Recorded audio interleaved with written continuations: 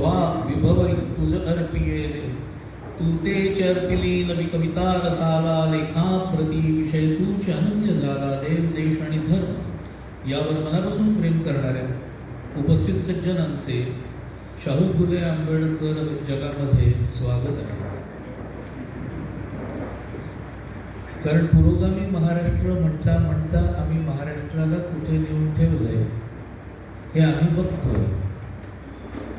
मगाशी आज सकाळचा उल्लेख केला बालचंद्रजींनी. मला आश्चर्य वाटलं की आज सकाळी टिळक कसे वाचले हो?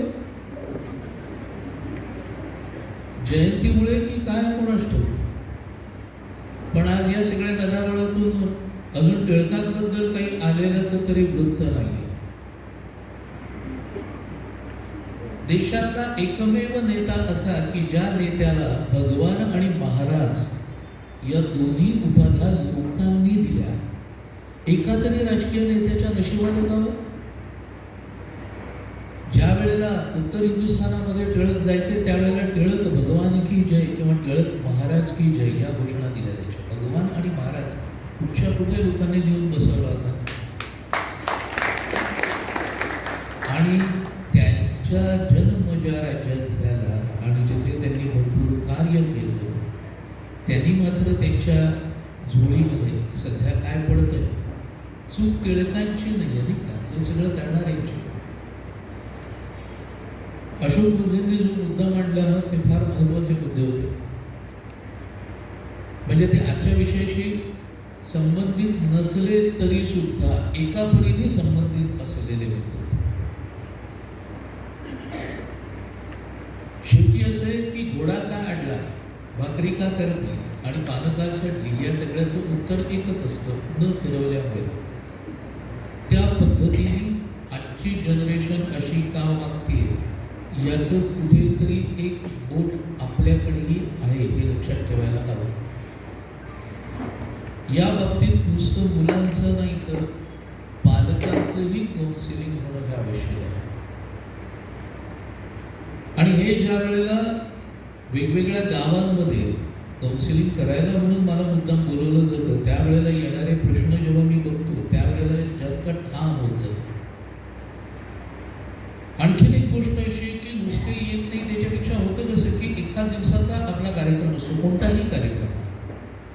अशा वेळेला त्या दिवशी असणारे लोक तेवढेच असतात. माझा गेल्या किमान 40 वर्षाचा अनुभव व्याख्यान क्षेत्रातला असा आहे की ज्या ठिकाणी मी 7-7 दिवस व्याख्यानं देतो, म्हणजे रामायणावरही बोलतो, मी भागवतही बोलतो, मी 57 ते सावरकर अशी क्रांतिकारकांची माला सुद्धा 7 दिवसाची करतो. शेवटच्या दिवशी उभं राहायला जागा नसते आणि त्याच्यामध्ये मॅक्झिमम तरुण असतात, हे लक्षात घ्या. कारण मी पहिल्या दिवसापासूनच मुद्दाम आवाहन करायला सुरुवात करतो आणि आईबापांना सांगतो की किमान एवढं तरी तुमचं ऐकतील ना की 10 मिनिटं ये, 10 मिनिटं ये आणि कार्यक्रमातून निघून जा, चालेल. तुम्हाला नाही वक्ता म्हणून मलाही चालेल की 10व्या मिनिटाला माझ्यासमोरून कुठून निघून जाऊ दे, मी काही बोलणार नाही. कारण मला खात्री आहे की ते मूल जातच नाही, उलट दुसऱ्या दिवशी आपल्या आणखी मित्रमैत्रिणींना घेऊन येतो. हे सगळ्यात महत्त्वाचं. आणि त्यामुळे असे ज्या वेळेला मोठे कार्यक्रम असतात त्यावेळेला तरुणांची संख्या मला तरी अजून समोर तरुण नाही असं कधीही झालेलं नाही. पण या एका बाबतीत मात्र मला जिथे अशोक वझने सुद्धा पडत, नाहीतरी आता मंचावरती बघायला गेलं तर कराडे कोकणस्थ देश असतं असे तिन्ही युतीचे बाजूला बसले ते देश असते. मी कराड आहे त्यामुळे अशी सगळी युतीच असल्या शक्य आहे. हो तेवढं, पण आम्ही बरोबर एक सोडून एक बसतो.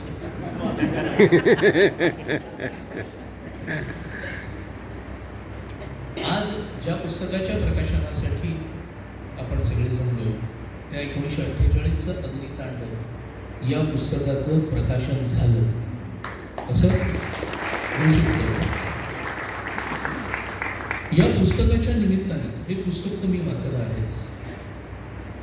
पुस्तक वाचवतही नाही आणि सोडवतही नाही हा या पुस्तकाचा विशेष आहे.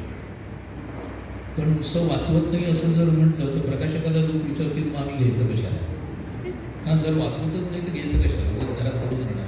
तसं नाही आहे, ते वाचवतही नाही आणि सोडवतही नाही. काय झालं काय नाही याच्याबद्दल वेगवेगळ्या पुस्तकांचा मगाशी ते 10 दिवसचा पण उल्लेख झाला मधु कुलकर्णींच्या. पण त्याचबरोबर त्या मानाने सगळ्यात जास्त खपलेलं एक पुस्तक आहे बरं का, फक्त ते कादंबरीच्या रूपात लिहिलं गेलं, छोटेखानी कादंबरी. पण ती कादंबरी मात्र खूप चांगली खपली. जवळपास 5 आवृत्त्या तिच्या झाल्या. तिचं नाव आहे वावटळ. व्यंकटेश माडगुळकरांनी लिहिलेली ती कादंबरी. छोटेखानी होती, 110 पानाची वगैरे अशी. पण त्यात पश्चिम महाराष्ट्रामध्ये काय झालं याचं खूप चांगल्या पद्धतीने त्यांनी त्याची मांडणी केली. आणि लक्षात घ्या, व्यंकटेश माडगुळकर हे नाव मुद्दाम का सांगतोय की एका मधल्या कालखंडामध्ये जे नवकथाकार जे काही प्रसिद्ध म्हणून म्हटले जात होते, ज्याच्यामध्ये गंगाधर गाडगीळ होते, पुभा भावे होते, त्याच्यातलं एक नाव व्यंकटेश माडगुळकर आहे. आणि अशा व्यंकटेश माडगुळकरांनी या विषयावरती जेव्हा इतर कुणी लेखक लिहून धजावत नव्हते अशा काळामध्ये त्यांनी अशी कादंबरी लिहावी, हे सगळ्यात महत्त्वाचं. कारण आजकाल विचारलं जातं डॉक्युमेंटेशन कुठे हो, हे सगळं तुम्ही म्हणताय खरं, पण या सगळ्याचं डॉक्युमेंटेशन नाही, त्यामुळे असं काही झालंच नाही असंही म्हणणारे मतप्रवाह आपल्याकडे आहे. दुर्दैवाने ते स्वतःला सेक्युलर किंवा पुरोगामी म्हणवणार आहे. आणि हे कसे असतात ते आता इतक्या काळामध्ये सिद्धच झालं की सेक्युलर हे सेक्युलर नसून फेक्युलर असतात. हे आपण बघतोय. यांचं सगळ्यांचं सिलेक्टिव्ह वागणं कसं असतं हेही आपण बघतोय. आणि त्यामुळे यांना ब्राह्मणांसारख्या एखाद्या जातीवरती असा कोणीतरी हल्ला बिल्ला केलाय आणि इतकं भयानक काहीतरी घडलं, मग त्यावेळेला ते आलं कसं नाही, कुठे कसं येणार होतं? पहिली गोष्ट, हे घडलं कधी? दुसरी गोष्ट, स्वराज्य मिळालं कधी? तिसरी गोष्ट, प्रजा स्थिरावण्याकरता काहीतरी एक कालखंड विवक्षित जावा लागतो. या सगळ्या सामाजिक गोष्टींकडे आपण लक्ष देणार आहोत की नाही? 15 ऑगस्ट 1947 आपल्याला स्वराज्य मिळालं. 30 जानेवारी 1948 गांधी हत्या झाली. म्हणजे जेमतेम 5-5.5 महिन्याचा कालावधी. या कालावधीच्या पूर्वी घडलेल्या घटना म्हणजे फाळणीच्या काळामध्ये जवळपास 20 लाखाचा आकडा मगाशी राजेंद्र कुलकर्णी म्हणाले. हा आकडा काही अभ्यासकांच्या मध्ये जवळपास 50 लाखाच्या पर्यंत आहे. तर एवढ्या मोठ्या प्रमाणावरती झालेल्या हत्या, हैदोस, त्यातून वाचून आलेले जे लोक होते त्यांना फाळणीच्या काळावरती आणि त्यावेळेला काय काय घडत होतं हे बोलण्यावरती एकदेशीय सरकारने घातलेली बंदी ही सुद्धा विचारात घ्या. कारण आमच्याच परिचयाचे गोविंदराव कुलकर्णी होते. ते गोविंदराव कुलकर्णी कराचीहून सोलापूरला आले आणि सोलापूरला ते राहत होते. आणि मग आपण कसे आलो, काय काय घडलं, काय काय नाही हे ते आजूबाजूच्या लोकांना बोलून बोलून सांगायचे. त्यावेळेला सरकारी आज्ञेप्रमाणे कलेक्टरची तिथे आज्ञा निघाली की इथून पुढची 25 वर्ष तुम्ही फाळणी या विषयावरती लोकांना काही सांगायचं नाही. स्वतंत्र देशात शेवटी या माणसाने ते सगळं लिहून ठेवलं आणि मग त्याचं पुस्तक प्रकाशित झालं, फाळणीचे दिवस या नावाचं, गोविंदराव कुलकर्णींचं. जर हे घडत होतं तर अशा वेळेला 5.5 महिन्यानंतर, स्वराज्य मिळून 5.5 महिने झाल्यानंतर इतका मोठा भाग म्हणजे गांधी हत्येसारखा एक मोठा भाग झाल्यावर एक असलेली जी जमात होती, जी कोणाच्याही अध्यात्मध्यात नसणारी होती त्या भागात, त्या जमातीला केवळ त्यांच्या जातीचा माणूस मारेकरी म्हणून लक्ष्य करण्यात आलं. हे असं काही त्याच्या आधी झालं नाही. 1926 मध्ये स्वामी श्रद्धानंदांचाही खून झालेला होता. तेव्हा ब्रिटिश राज होता. खून करणारा कोण होता? अब्दुल रशीद होता. पण त्यावेळेलाही असं काही झालं नाही. स्वामी श्रद्धानंद त्यावेळेचे काँग्रेसचे खूप मोठे नेते होते आणि अशा मोठ्या नेत्याचा खून होऊन सुद्धा प्रचंड मोठ्या प्रमाणावरती दंगली वगैरे काही झाल्या नाही. पण गांधी हत्येनंतर मात्र या दंगली अशा पद्धतीने ठरवून, जे मगाशी रंगाजींनी सांगितलं आणि त्यांनी फार उघडपणे सांगितलं की वर्किंग कमिटीमध्ये कशा बैठका घेतल्या गेल्या आणि त्या बैठकांत मला आश्चर्य वाटतं की असं करणाऱ्या पक्षामध्ये आजही ब्राह्मण जातीचे लोक कसे काय राहू शकतात. कारण कदाचित असं असेल की जे काही घडलं ते जास्त करून महाराष्ट्रात घडलं आणि महाराष्ट्राच्या बाहेर इतर राज्यांमध्ये ते घडलं नाही. मराठी ब्राह्मणांवरच राग का? तर ह्या राग एवढ्या करण्याकरता की मराठी ब्राह्मणांच्याच मध्ये काँग्रेस प्रत्यक्षात ताब्यात घ्यायला. कारण जेव्हा टिळक सुटून आले होते त्यावेळेला त्यांना काही जणांना सांगितलं होतं की आता काँग्रेसमध्ये जाऊ नका, तुमचे विरोधक भरपूर वाढले. तेव्हा टिळकांनी दिलेलं उत्तर खूप छान होतं. टिळक म्हणे काँग्रेसमध्ये जाऊ नका, काय अख्खी काँग्रेस ताब्यात घ्यायलाच मी आलोय. हा जो निधडेपणा होता आणि हा दाखवलाय ना त्यांनी, त्याचा निधडेपणा निर्भीडपणा त्यांनी कोलकाता काँग्रेस असू दे किंवा सुरतेची काँग्रेस असू दे यावेळेला टिळकांनी दाखवलेला आहे. एकटा माणूस ज्या वेळेला अख्ख्या सभेला ललकारतोय हाताची घडी घालून उभा राहून, त्यावेळेला त्या माणसाचं धैर्य काय असेल. एक ते ब्राह्मण नेते, दुसरे सध्या बऱ्याच जणांचे फार प्रिय असलेले आणि ज्यांचं आठवण काढल्याशिवाय विरोधकांचं पान हलत नाही असे स्वातंत्र्यवीर सावरकर. कालही केजरीवालनी मूर्खपणाची बडबड केलीच की, पण त्या मूर्खाला हे माहिती नाही की ज्या भगतसिंगांचं नाव तो घेत होता त्या भगतसिंगांचे आदर्श सावरकरच होते. आता ह्याला काय करणार? तुरुंगात असताना भगतसिंगांनी त्यांच्या डायरीमध्ये जी महत्वाच्या नेत्यांची त्यांना आवडणारी वाक्य लिहून ठेवली आहेत, कोट केलेली आहेत, त्या वाक्यांमध्ये सावरकरांची वाक्य सगळ्यात जास्त आहे. पण याकरता इतिहास बरोबर लक्षात, पण याकरता इतिहासाचा थोडा तरी अभ्यास असायला लागतो ना, तो करावा लागतो. पण आम्हाला अभ्यास वगैरे नकोय, आम्हाला आमचंच राजकारण कसं पुढे ढकलायचं आहे त्याचं आणखीन एक उत्तम उदाहरण आपल्याचं की परवा सावरकर आणि गांधी यांच्यापेक्षा तो अंतिम जन म्हणून अंक निघालाय ना, त्याच्यावरती साम टीव्ही मध्ये वरती मी होतो आणि त्यांनी हेच विचारलं की सावरकर आणि गांधी यांचं कार्य समान आहे का वगैरे अशा पद्धतीने. त्याच्यात आधी बोलायला फार पूर्वीपासून बुद्धिवादी म्हणून डोक्यावर घेतलेले पुण्याचेच एक नेते होते, ते आता उरले टीव्ही पुरत असेच झालेले बुद्धिवादी म्हणून स्वतःला म्हणवणारे. त्यांनी सांगितलं ते सावरकर म्हणजे फार जातीवादी होते. म्हणजे कसं आहे की त्यांचं ते जन्मभू आणि त्यांनी जे काही मांडलेलं आहे ना ते सगळं पुण्यभू आणि जन्मभू म्हणणं म्हणजे ही ज्यांची पुण्यभूमी असेल त्यांनीच इथे राहावं, बाकीच्यांनी इथून निघून जावं, असा बहुसंख्याक वाद सावरकरांनी. इतका लूज बॉल माझ्या हातात मिळाल्यानंतर म्हटलं यांना मुळात व्याख्याच माहिती नाही. सावरकरांच्या व्याख्येमध्ये जन्मभू हा शब्दच नाही, शब्द आहे पितृभू पुण्यभू. आणि ती त्यांनी कुठे वापरलंय? बहुसंख्याकवादाकरता नाही वापरलेलं, हिंदूंची व्याख्या, हिंदू कोणाला म्हणावे याची व्याख्या सांगताना त्यांनी ते वापरलेलं आहे की याला हिंदू. संविधानात काय हो हिंदूची व्याख्या? सावरकरांनी तर हे ज्याच्यामध्ये असेल म्हणजे असावं म्हणजे सकारात्मक व्याख्या आहे.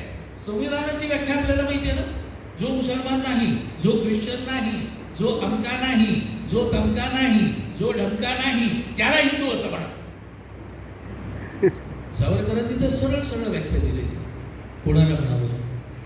पण हे माहिती असून सुद्धा जाणीवपूर्वक खोटं बोलायचं. खोटं बोल पण रेटून बोल. हीच अवस्था बाबासाहेबांच्या बाबतीत केली जाते. नवीन सांगायला नको, कितीही वेळा पुरावे द्या, आम्हाला पुरावे मानायचेच नाहीत. समोर तुम्ही डोंगरावर पुरावे का उभे करून ठेवले? आम्हाला जर ते मानायचेच नसतील तर मग याला कोणी काही करणार नाही. बरं, इथे काय आणि कोणी लिहिलंय हे विचारताना या पुस्तकांची नावं जशी आता आपल्या समोर आली, मधु कुलकर्णींचं असू दे, आता रंगादात्यांचं पुस्तक, पण कोनराड एल्सनी त्याच्या पुस्तकामध्ये याचा उल्लेख केलेला आहे. म्हणजे एक बेल्जियम लेखक लिहितो तो हा उल्लेख करतो, एल्स सारखा माणूस, पण तरी आम्ही कातडच उडून घेतले, आम्हाला ते बघायचं नाही. आणि आम्ही ठरवून टाकलेलं आहे की असा कोणावरही अन्याय अत्याचार झालेला नाही. हे जे सांगितलं जातं की त्या काळामध्ये ब्राह्मणांची कत्तल वगैरे झाली आणि ब्राह्मण मेले वगैरे, हे सगळं फेक आहे. बरोबर आहे. तुम्ही काश्मीर तरी कुठे स्वीकारत होता? काश्मीरमध्ये तर हे सगळं चालू होतं ते 14व्या शतकापासून चालू होतं. तसंच जर बघायला गेलं तर 1990 मध्ये झाला तो प्रचंड मोठा उद्रेक झालाय. तो खूप मोठा एकाच वेळेला झाला म्हणून लोकांपर्यंत गेला. म्हणजे काश्मीर फाईल्स जेव्हा पिक्चर आला त्यावेळेला तो बघून मग लोकांना, बऱ्याच जणांच्या मेंदूला मुंग्या आल्या. म्हणूनच त्याच्यावरती आधीपासून जो गलका चालू केला, कारण त्यावेळेला ते सो कॉल्ड आपल्याकडचे सेक्युलर सगळे गप्प होते मिठाची गुळणी तोंडात धरून. गंमत म्हणजे गोतस्कर मारला गेला ना, तर गोतस्कर हे साधारणपणे मुसलमान असतात. त्यातला कोणी मारला गेला ना की एकदम आरडाओरडा करत येतात. परवा ती एक बाई, मला असं वाटतं आसाम गौरीसाठी संध्या काहीतरी, ती गोतस्करांचा ट्रक अडवायला गेली तर तिच्या अंगावर ट्रक चढवला आणि तिला मारली. ओरिसा मला जाऊ कोणी आरडाओरडा केला काय म्हणणारी हिंदू होती. तस्कर म्हणजे स्मगलिंग करणारा मेला तर त्याची कणव येते. सरकारी अधिकारी मेला त्याची कणव नाही. याहून वेगळा सिलेक्टिव्हनेस काय आपल्याला दाखवायचं. आणि असे असल्यामुळे मग कारण एक एक करून काय सांगितली गेली. असं घडलं नाही, कारण त्यावेळेला पोलीस तक्रार विशेष झाली नाही. कशी होणार? मी आता आपल्याला सांगितलं तसं की 5.5 महिने स्वराज्य मिळून उलटलेले होते. काय होणार आहे काय नाही, पोलीस तिथपर्यंत उभं तरी करणार आहेत की नाही, आणि पोलिसांनी अनेक वेळा केलं नाही उभं, हेही तितकंच खरं. पूर्वीच्या राजवटीचा अनुभव आहे. या सगळ्या अनुभवाच्यामुळे दबलेली प्रजा आहे. आणि एका परीने ज्यांनी स्वराज्यासाठी काहीही पराक्रम गाजवला नाही अशा लोकांनी आपली ती खुमखुमी एका गरीब जमातीवरती काढली, जिरवून घेतली.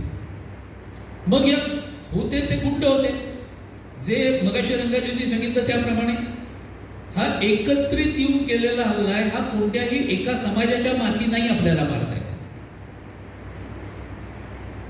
पण जी मांडणी चालू केली होती स्वराज्य मिळण्याच्या पूर्वीपासूनची, ती मांडणीच ब्राह्मणेतर, आता ब्राह्मण बहुजन, हळूहळू ती आली पर्यंत वैदिक अवैदिक असं मोठ्या खुबीने मांडलं जातं.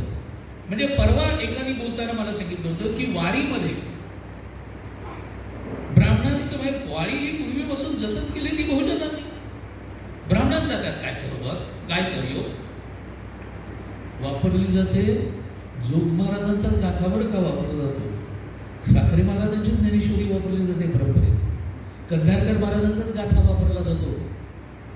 पण सांगायचं ब्राह्मण समाजाने केलं काय, ब्राह्मण आणि बहुजन ही मांडणी मोठ्या अशा रीतीने करायची ना, बुद्धिभेद असा करायचा की आपल्याला पण असं वाटतं की खरंच ब्राह्मणांची संख्या किती असेल. मला सांगा, ब्राह्मण आणि बहुजन ही तुलना होऊ शकते का?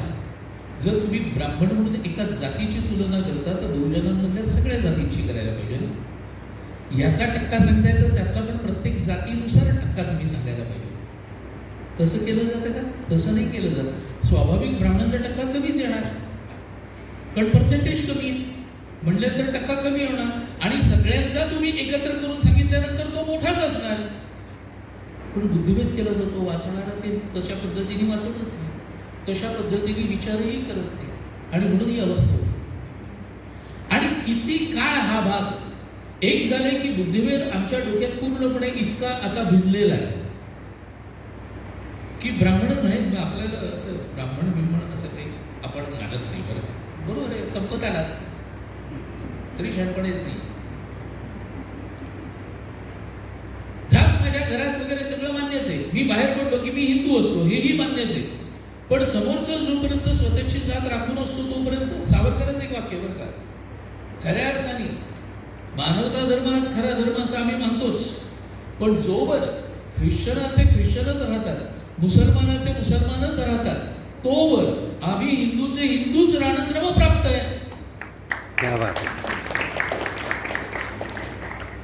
सगळ्यांनी सोडा आणि बाहेर या ना, आम्ही ते करायला तयार आहोत. पण अपेक्षा फक्त आमच्याच कडून आणि तुम्ही मात्र आपापला राखून, हा काय भाग आहे? बरं, मग काश्मीरच्या बद्दलचं जे नाकारणं चालू झालं, काश्मीरच्या बद्दल का? कारण काश्मीर फाईल्स पाहिल्यानंतर मला अनेक जणांनी विचारलं की पिक्चर कसा वाटला. म्हटलं खरं सांगू, 10% पण नाही आहे त्यात, 10% पण नाही. कारण त्या माध्यमाच्या काही मर्यादा पण आहेत, त्याची बलस्थान आहेत, तशी काही मर्यादा आहेत. त्या मर्यादांच्यामुळे त्याच्यात 10% पण नाही. तर म्हणाले हे म्हणजे तुमचे डॉक्टरेट आहे त्या विषयावर म्हणून बोलतात. अर्थात स्वाभाविक आहे ना, कारण मी तिथे जर राहून आलो, मी तिथे अतिरेक्यांची चर्चा करून आलेलो, तिथली एकूण परिस्थिती काश्मीर मी पायीच उडवला, इतका मी तो अनुभवला. तर म्हटलं हे स्वाभाविक आहे. पण तरीही असं कुणीतरी धाडस केलं याचं मला कौतुक. तसं अलीकडच्या काळात बऱ्याच काळामध्ये खरं म्हणजे हा सगळा विषय कुठेतरी जात चालला होता. शीख दंगलींच्या वेळेला कुठेतरी लोक जागे झाले होते की 48च्या वेळेलाही तसंच झालं. गंमत बघा की 48 आणि 84 येस, आकड्यांचा उलटफेर झाला. पण त्यावेळेला आम्ही फक्त त्याची आठवण निघाली, पण त्यावेळेलाही काही पुस्तक वगैरे किंवा तत्सम काही आलं नाही. त्यानंतर आता काश्मीर फाईल्सच्या निमित्ताने परत एकदा आठवण जागी झाली आणि म्हणून मला रंगादात्यांच्या धाडसाला दाद द्यावीशी होती.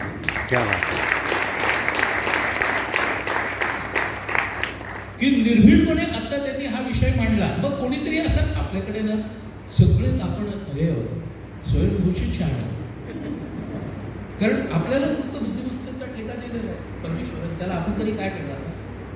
त्यामुळे 48 साली ते निघालं, त्याच्या आज इतक्या वर्षांनी कशा करता खपल्या उकळून काढायच्या. त्याच्यावर मला वाजपेयी कुलकर्णींचं उत्तर आवडलं. ते म्हणाले तुम्ही खपल्या काढायचं थांबवा, आम्ही त्या उकलायचं थांबवतो. तुम्ही खपल्या तशाच ठेवणार, किंबहुना त्याच्यावरती आणखी टाकण्यात येत राहणार आणि आम्ही मात्र काहीच बोलायचं नाही. कसं शक्य होतं? त्यामुळे कुठेतरी या सगळ्याचाही विचार व्हायला आणि या सगळ्यात जे जे झालं.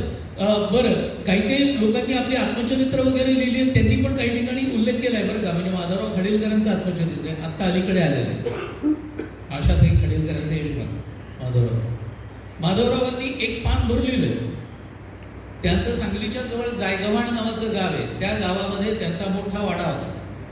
मोठा वाडा म्हणजे 152 खणांचा वाडा. तो अख्खा वाडा जळून टाकण्यात आला, घरातल्या सगळ्यांना बाहेर. घरं जळून आणि निराधार करून काय मिळालं? मग मला एकाने सांगितलं पण एका पद्धतीने ही इष्टापत्तीच झाली की ब्राह्मण समाजाच्या बाबतीत. म्हटलं मला पॉझिटिव्ह थिंकिंगचं खरंच कौतुक वाटलं. कारण म्हणाले जे गावातून बाहेर पडले ते शहरात आले, शिकले, मोठे झाले. कित्येक जण तर आज सिलिकॉन व्हॅलीमध्ये गेले, तिथे स्थायिक झालेले. याचा अर्थ इतिहास विसरायचा असं होतं. मग शाळकरी इतिहासामध्ये आम्हाला खोटं का सांगितलं जातं की अमुक जातीने तमक्या सगळ्या जातींच्या वरती अन्याय आणि अत्याचार करत आले म्हणून. बरं, त्याला इतिहासाचा अभ्यासक म्हणून मी ज्या वेळेला विचारतो की मी इतिहासाचा अभ्यासक आहे, मला फक्त इतिहासाचे भाग सांग, कधी, केव्हा, कुठे, कसं, ह्याचे कागद म्हणजे बरं वाटेल. ते कोणी सांगू शकत नाही, पण सातत्याने डोक्यावर मानलं जातं की नाही. ह्याच्यात 2-4 प्रकार आहेत. एक जणाला मला म्हणाला 5000 वर्ष तुम्ही लोकांनी, म्हणले का बस. तर म्हणाला काय? म्हटलं माझ्या लहानपणी 1000 वर्ष ऐकत, मग 2000 झाली, त्याच्यापुढे 3000 झाली, आता तुझा नवीन शोध आहे 5000. तुम्ही एकदम 1,00,000 वर्ष का नाही ठरवत? म्हटलं म्हणजे कसं टप्प्याटप्प्याने वाढवत बसायला नको ना, एकदम 1,00,000 वर्ष. बरं, म्हटलं कोणावरती केला अन्याय अत्याचार? कोणावर केला? सगळ्यांवर. सगळ्यांवर एकाच वेळेला? हो. बरं, म्हटलं तो अन्याय करणारा समाज किती टक्के आहे? म्हटलं समाजाच्या, एकूण समाजाच्या किती टक्के आहे आपल्याला माहित नाही. तुला काहीच माहिती नाही, बिनधास्त बोलतोय. बरं, म्हटलं 1.5%, 2%, 3%, हा 3% असेल.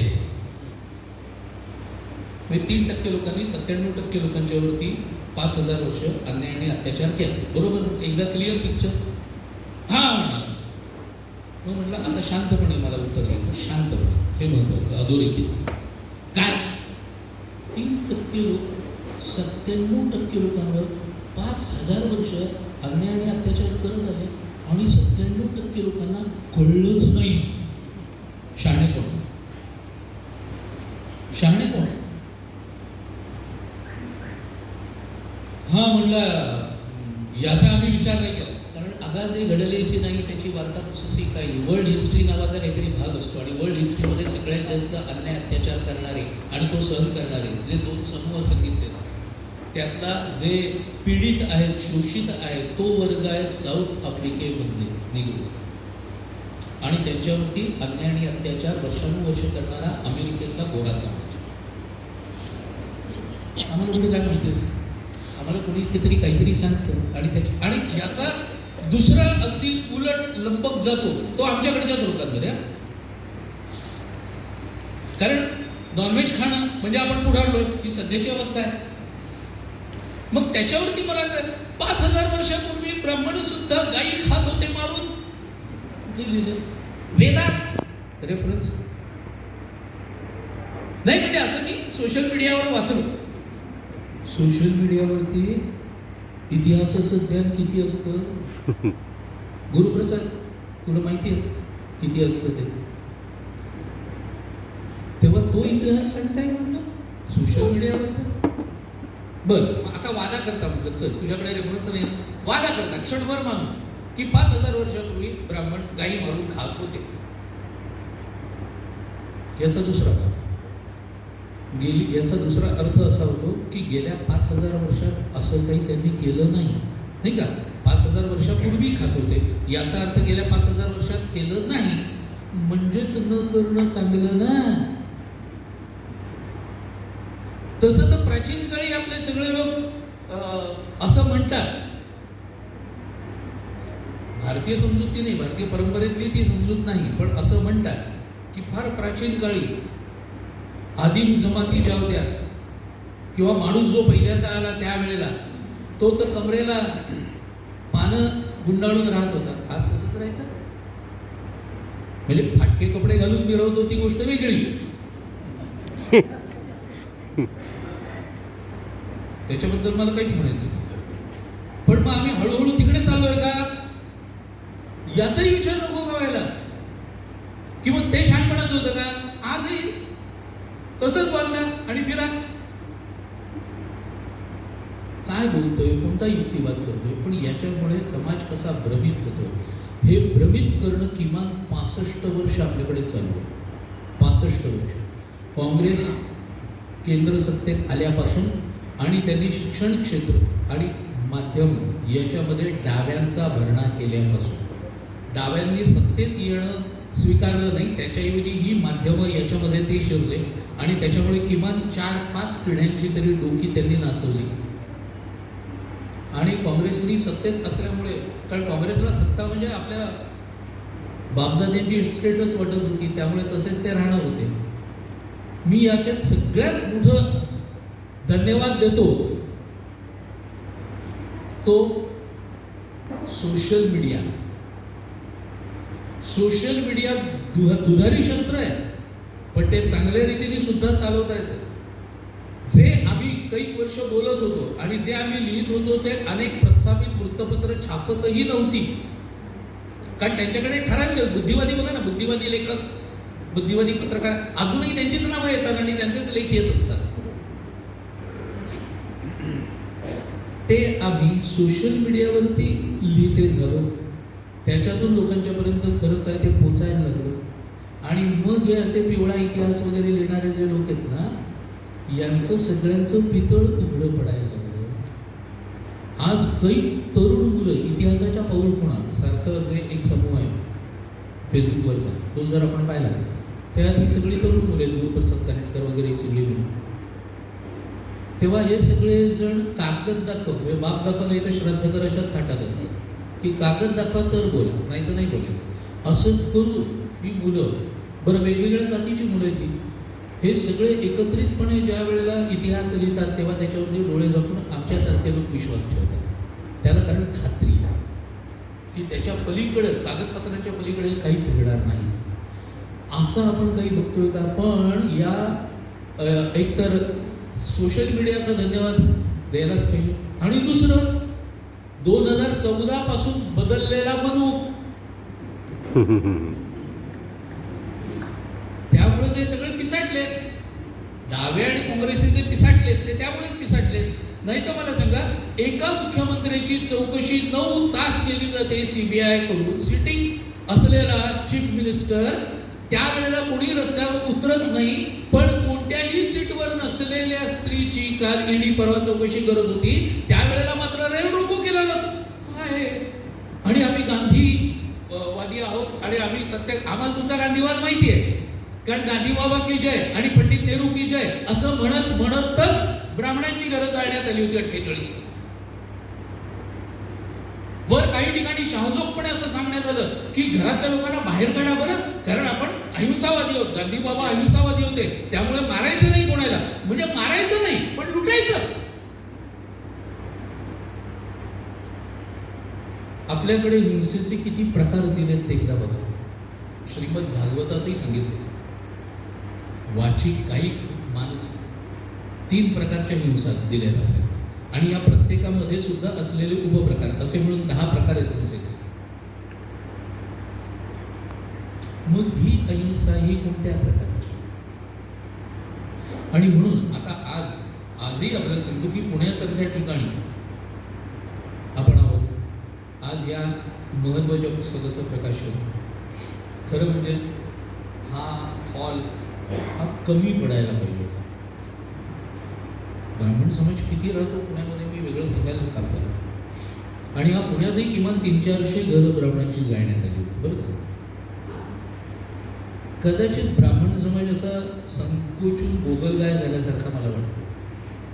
मी माझं एवढंच, याच्या पलीकडे नाही बघायचं. कारण नको बाबा, त्यावेळेला आपल्याला आपलं घरही सोडून बाहेर पडायला लागलं, अमकही करून बाहेर पडायला लागलं, सगळं गेलं. आता जे आहे ते मी माझं, याच्या पलीकडे सामाजिक भाग हा बघणं तिकडे तरी बंद केले की काय नसतो.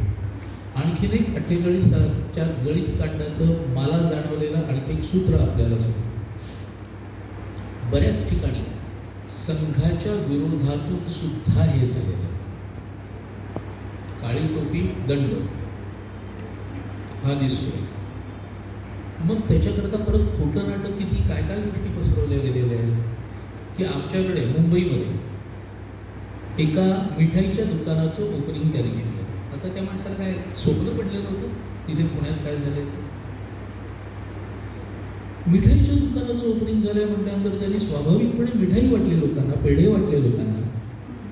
भूमिका काय उठवली की गांधींची हत्या झाल्यामुळे इथे बामांनी पेढे वाटले, ही भूमिका उठवली सरळ सरळ.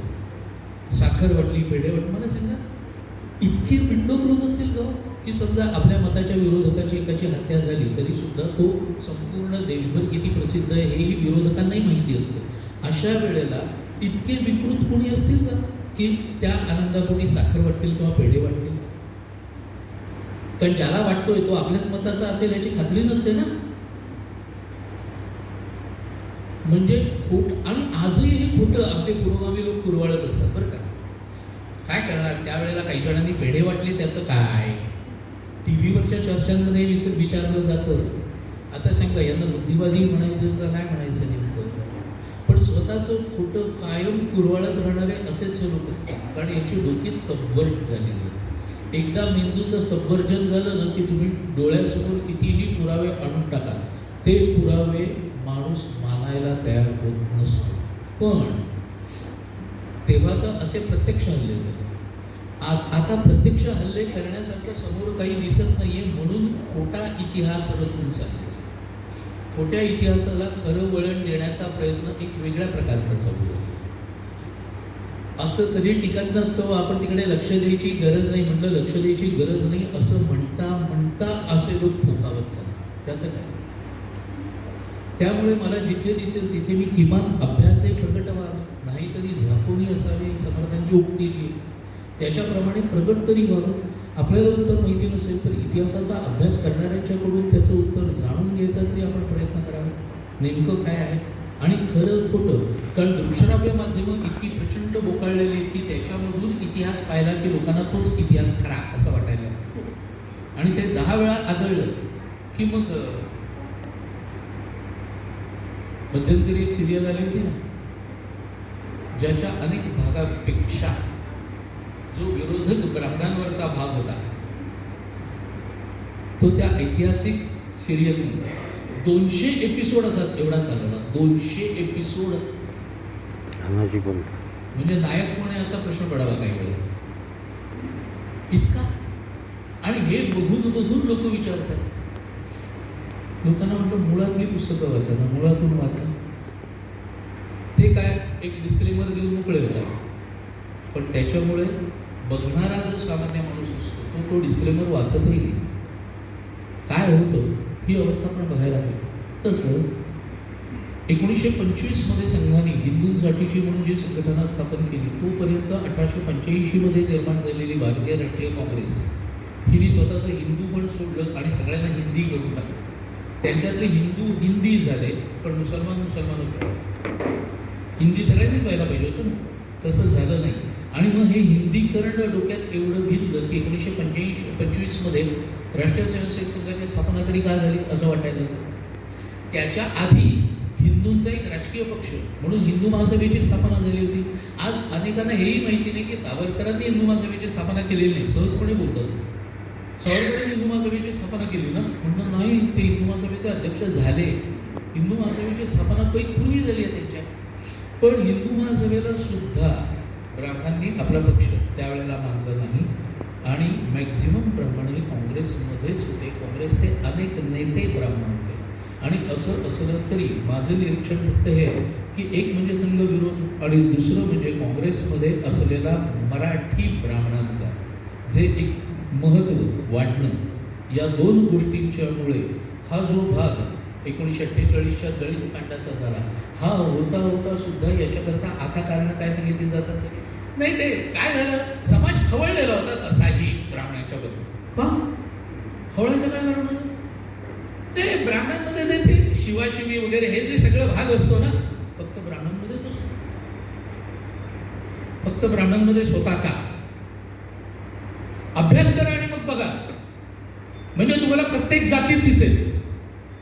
नाव घेतलं जातं फक्त ब्राह्मणांचं आणि ते इतक्या वेळा आढळलं जातं की ब्राह्मणांनाही तसंच वाटतं किंवा आपल्याकडे असं होतं. आपल्याकडे सगळ्यांच्या मध्ये होतं, ते बघितलं जात नाही, ते लक्षात घेतलं जात नाही. म्हणजे हा मुद्दा निकालात लागला. दुसरा मुद्दा, दुसरं काय की ब्राह्मण समाज कसा संपन्न, बाकीचे गरीब, मग त्यांच्याकडे राबणारे कुळ वगैरे या सगळ्यांच्यावरती ते अन्याय करायचे, अत्याचार. काय अन्याय आणि अत्याचार केलाय? कुणाला राहायला देत नव्हते, कुणाचं धान्य हडपत होते, काय करत होते नेमके? पण मग याला उत्तर नसतं. बरं, याला आणखी उपप्रश्न, सगळेच ब्राह्मण संपन्न होते? जर असं असेल तर गावागावातून पौरोहित्य वगैरे करणाऱ्यांची घरं का उद्ध्वस्त केली? जी गरीब माणसं होती त्यांची घरं का उद्ध्वस्त केली? हा, एखादा सावकारी करणारा होता त्याच्याबद्दल आकाशाने केलं समजू शकतो मी. सावकारी करतोय म्हटल्यानंतर त्याचे काही दुश्मनही असू शकतात, तेही मी समजू शकतो. खोती करणारा असेल, आमच्याकडे कोकणामध्ये सावकारी करणारा खोती करणारा तसा असेल, त्याच्याबद्दल घडलं तेही मी समजू शकतो.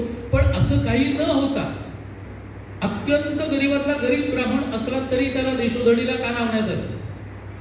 आणि आपल्यातलीच असलेली माणसासारखा माणूस ज्या वेळेला आपल्या समोरचा जिवंत माणूस त्याला उचलून आगीत फेकतोय, कसं सहन करतोय? मला कल्पनेने सुद्धा शहारे येतात. आणि अशा पद्धतीने लोकांना मारणं किंवा स्त्रियांवर झालेले बलात्कार वगैरे हा जे सगळे भाग दिले आपलेच लोक, आपल्याच लोकांवर, एकदेशीय लोकांवरच अशा पद्धतीने जात म्हणून वागू शकतात, याचं एक आश्चर्य. आणि याचा आणखीन एक सामाजिक कारण सांगतो आणि थांबतो. कारण एकीकडे घड्याळाकडे बघतो, दुसरीकडे भालचंद्रजी म्हणायचे की अरे वेळ होऊन गेली तरी यांचा अजून चालूच आहे. पण हा विषय महत्त्वाचा आहे म्हणून मला सांगावं असं वाटतं की स्वातंत्र्यापूर्वीच्या काळामध्ये ब्रिटिश आमदानी जेव्हा चालू झाली त्यावेळेला ब्राह्मण मुळात बुद्धिमान यात वाद नाही. एकापरी बुद्धिमान सगळेच, पण एखाद्या गोष्टीची संधी कशी साधायची याच्या बाबतीत तर नक्कीच हुशार. ब्रिटिश इथे एस्टॅब्लिश झाल्यानंतर पहिल्यांदा इंग्रजी व्यवस्थितपणे अवगत करून घेतली ब्राह्मण समाजाने चटकन. त्यामुळे त्यांना जागा मिळाल्या वेगवेगळ्या. या जागा पटकवताना एकीकडे ब्राह्मणांचा अहंकार ब्रिटिशांनी कुरवाळला आणि त्याच वेळेला इतर समाजाला सांगितलं की ब्राह्मण तुमच्यापासून नेहमी दूर राहतात बघा. असं करत करत ब्राह्मण आणि इतर समाज याच्यामध्ये तफावत त्यांनी हळूहळू निर्माण करायची. अहंकार आमचा वाढल्यामुळे आम्हालाही असं वाटायला लागलं की इतर सगळ्यांच्या पेक्षा आम्ही छान आहोत. त्यामुळे आम्ही सुद्धा इतर समाजापासून थोडं फार दूर स्वतःला ठेवायला लागलो असणार एवढ्याकरता म्हणतोय. कारण ही गोष्ट लक्षात घेतलेला माणूस एकच दिसतो, लोकमान्य टिळक. आणि म्हणून लोकमान्य सर्वसामान्यांच्या पर्यंत गेले, त्यांच्यामध्ये मिसळले आणि तेल्या तांबोळ्यांचे पुढारी हे भूषण आहे त्यांना लागलेलं की सर्वसामान्य सगळी जनता ही त्यांच्या मागे लागली, त्यांच्या मागे उभी राहिली ती या कारणाकरता. मग तिथे कोणीही अन्य जातीचा माणूस हा ब्राह्मण आहे याच्याकरता लोकमान्यांच्या मागे उभं राहिला. तर आपला विचार करणारा हा नेता ह्या एका जाणीवेपोटी त्यांच्या मागे उभा राहिला होता. आणि त्याच्या पुढच्या काळात जर आपण बघायला गेलो तर लोकमान्यांच्या नंतरच्या काळात असं काहीतरी करू शकणारा सावरकरांच्या सारखा नेता होता. पण त्या सावरकरांचा बराचसा भाग गेला तो रत्नागिरीमध्ये. आधीचा अंदमानचा मी सोडून देतोय कारण मी 1920चं बोलतोय. टिळक गेल्यानंतर त्याच्यानंतरचा जो भाग गेला सावरकरांचा तो स्थानबद्धतेमध्ये गेला. आणि असं सगळं असल्यामुळे जो एक ब्राह्मणेतर चळवळ त्या काळामध्ये सुरू झाली त्याला त्यांच्या द्वेषाला एका प्रकाराने खतपाणी मिळाल्यासारखं आपल्याला दिसतं. आणि याकरता आजही आपण सगळ्या समाजाला बरोबर घेऊन चालतोच, तसंच चाला. कारण 48 साली जे झालं त्यावेळची इतिहासाचे काटे घड्याळाचे तर काही आपल्याला उलटे फिरवता येईल. पुढे असं कधी काही होऊ नये याकरता जे बुद्धिभेद केला जातो ना त्या बुद्धिभेदाला किमान उत्तरं देता यावीत. एवढं जरी आपण केलं तरी खूप झालं. नाही तर पुढची पिढी फ्रस्ट्रेशनमध्ये जाईल. लक्षात घ्या, खोट्या गोष्टी सातत्याने डोक्यावर आदळून हे जर व्हायचं नसेल तर किमान एकत्रित या. संदीप खरेच्या शब्दात सांगायचं झालं तर मी मोर्चा काढला नाही, मी संपही केला नाही, मी निषेधही साधा कधी नोंदवलेला नाही. हा शहाणपणा नाही. क्या बात आहे. हे करायला पाहिजे. जिकडे तिकडे गप्प बसून चालणार नाही. कुठेतरी माझा निषेध, माझा विरोध हा मला नोंदवता यायला पाहिजे.